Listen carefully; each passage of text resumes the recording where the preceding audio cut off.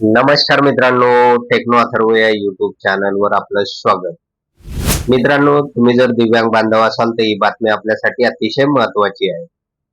एप्रिलचा हप्ता नेमका आपल्या खात्यावर कधी जमा होणार, त्याचबरोबर दिव्यांग सहाय्यक पोर्टलवर नोंदणी करण्याची शेवटची तारीख काय आहे आणि याच व्हिडिओमध्ये आपण बघणार आहोत की एप्रिलचा हप्ता नेमका कोणत्या दिवशी आपल्या खात्यावर जमा होणार आहे. तर मित्रांनो, व्हिडिओला सुरू करण्यापूर्वी नेहमीप्रमाणे एक विनंती करेल, जर आपण या चॅनलवर नवीन असाल तर चॅनलला सबस्क्राईब करा, व्हिडिओला लाईक करा आणि हा व्हिडिओ जास्तीत जास्त दिव्यांग बांधवापर्यंत शेअर करा. तर वेळ न घालवता व्हिडिओ सुरू करूया आणि बघूया ती माहिती. तर बघा मित्रांनो, एप्रिलचा हप्ता निराधार बांधवांना मिळालेला आहे, परंतु आता जे काही सामाजिक न्याय व विशेष सहाय्य योजना अंतर्गत या अगोदर दिव्यांग बांधवांना सुद्धा निराधार बांधवांसोबतच पेन्शन मिळत होतं, तर त्याच्यामध्ये बदल करण्यात आलेला आहे आणि आता सामाजिक न्याय व विशेष सहाय्य योजना विभागातून जे काही दिव्यांग बांधव आहेत तर ते वगळून त्यांना दिव्यांग सहाय्यक विभागाकडे वर्ग करण्यात आलेलं आहे. अर्थात आपल्याला माहित आहे की दिव्यांग सहाय्यक पोर्टल या पोर्टलवर आता त्यांची नोंदणी करण्यात आलेली आहे आणि बराचसा डेटा त्यांच्याकडे ट्रान्सफर करण्यात आलेला आहे. तर मित्रांनो, बरेच दिव्यांग बांधव आहे तर त्यांनी अजूनपर्यंत दिव्यांग सहाय्यक पोर्टलवर नाव नोंदणी केलेली नाही.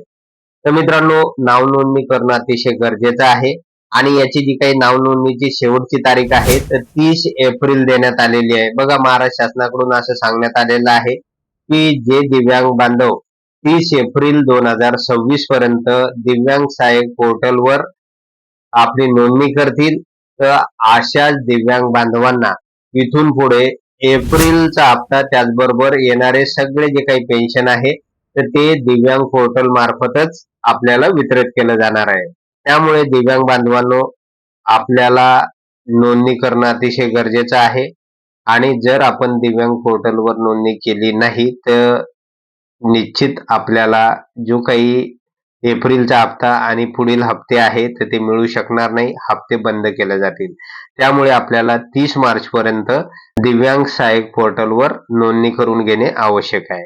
आता ज्यांनी नोंदणी केलेली आहे त्यांची काही अडचण नाही, परंतु शासनाला एप्रिलचा हप्ता लवकरात लवकर दिव्यांग बांधवांच्या खात्यावर जमा करायचा आहे, परंतु पाहिजे तशी नोंदणी झालेली नसल्यामुळे ही तारीख वाढवण्यात येत आहे. त्यामुळे मित्रांनो, 30 तारखेपर्यंत महाराष्ट्र शासन वाट बघणार आहे आणि 30 तारखेनंतर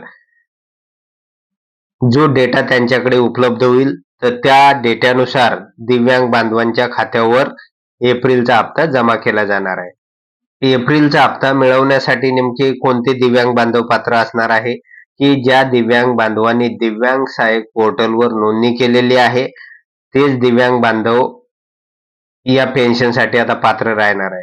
तर मित्रांनो, आता बरेच जण विचारत होते की नेमकं एप्रिलचा हप्ता आमच्या खात्यावर कधी जमा होणार आहे, कारण आम्ही दिव्यांग सहाय्यक पोर्टलवर नोंदणी केलेली आहे.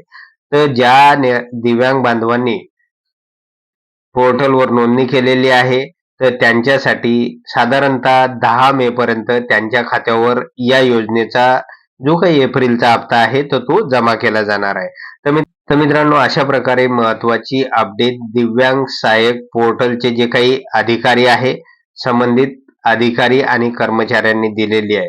त्यामुळे मित्रांनो, आता जे दिव्यांग बांधव 30 एप्रिल पर्यंत दिव्यांग सहाय्यक पोर्टलवर आपली नोंदणी करणार आहे तर त्यांना 10 मे पर्यंत त्यांच्या खात्यावर या योजनेचा जो काही एप्रिलचा हप्ता आहे तर तो हप्ता जमा केला जाणार आहे.